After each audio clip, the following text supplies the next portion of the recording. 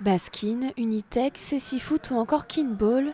Dans ce gymnase, cette classe de CE1 et CE2 s'initie à 4 disciplines de sport adaptés.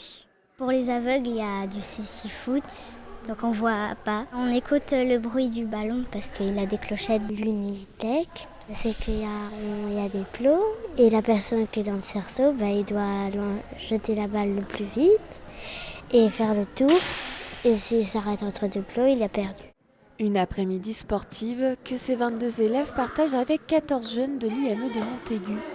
Les enfants des deux établissements sont mélangés en 8 groupes, avec comme objectif l'inclusion grâce au sport pour susciter découvertes et échanges. Ça apporte à nos jeunes cet esprit d'inclusion, d'être avec d'autres, sur de la découverte d'activités nouvelles. Ça, c'est toujours intéressant d'avoir des échanges qui restent amicaux avec des jeunes que l'on ne connaît pas et toujours dans cet esprit un petit peu d'inclusion. Et effectivement, le sport, c'est souvent moteur et du coup, ils ont envie de participer. Donc c'est ça qui est top et intéressant. Les jeunes de l'IME ont été invités par des étudiantes en master de l'enseignement de l'éducation et de la formation dans le cadre du projet Sport pour tous avec l'Institut national supérieur du professorat et de l'éducation. L'occasion pour cette classe de pratiquer d'autres sports.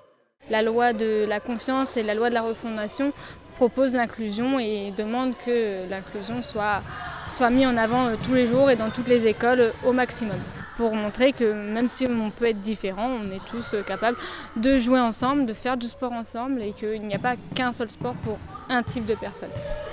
Une après-midi inclusive et sportive que l'IME de Montaigu espère renouveler l'expérience dans des nouveaux projets en partenariat avec d'autres établissements.